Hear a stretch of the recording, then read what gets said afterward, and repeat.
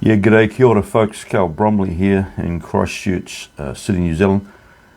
On a day off today and doing my devotion here in my office, reading from the book of Luke chapter 7 this morning, and just come across a verse that I feel that describes our generation, what's happening in our nation at the moment in terms of the disposition of a lot of adults, a disposition that really prevents things from being sorted out and making progress in terms of seeing Christchurch and New Zealand once again become the great nation and Christchurch, the great city it once was.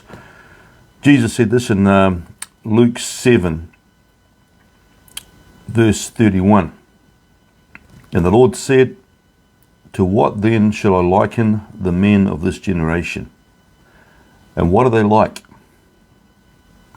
They are like children, sitting in the marketplace and calling to one another, saying, We played the flute for you, and you did not dance. We mourned to you, and you did not weep." The famous psychoanalyst Eric Berne wrote a book, The Games People Play. It's a real challenge for us as adults not to slip into playing games and getting caught up in childish, immature perspectives and agendas. We played the flute for you and you didn't dance. We mourned and you did not grieve or weep.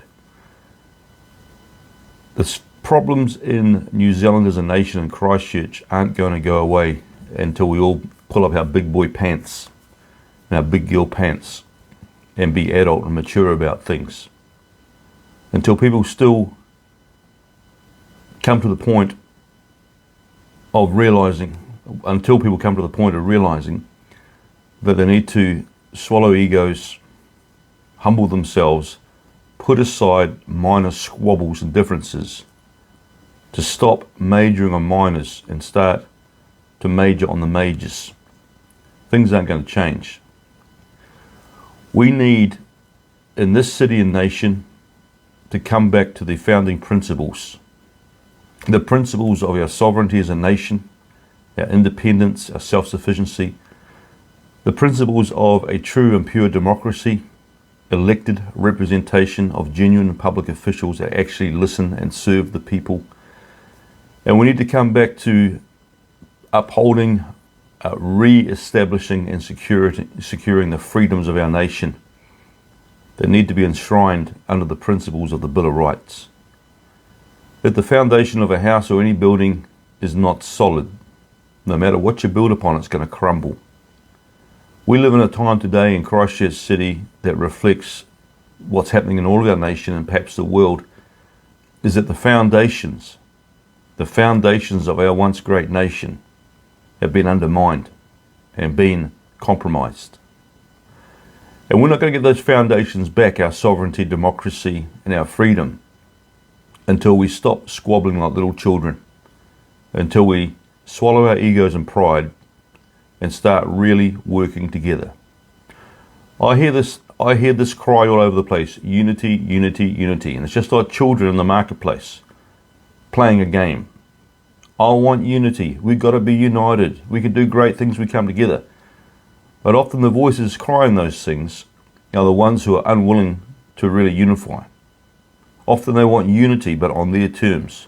Often they want unity, but under their leadership. Folks, it's not about who's steering the ship.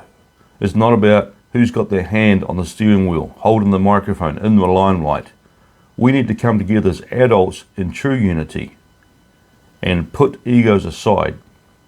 Work together as adults on an equal basis to unite and get behind the people across this nation who are humbly wanting to see freedom, democracy, and sovereignty re-established, protected, and ensured in this land for generations to come.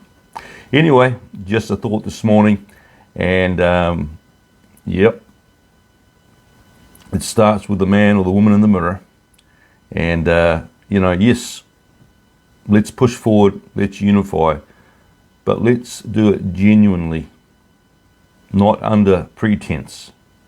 Let's do it with a spirit and heart that says, I don't care who's holding the microphone. I don't care who's in the limelight. What we care about, and what I care about, is winning back the heart and soul of our once great nation of New Zealand. And for me in particular, acting locally in Christchurch City. Araha nui, mā te wā, God bless, keep looking up, love you heaps, talk to you later, bye.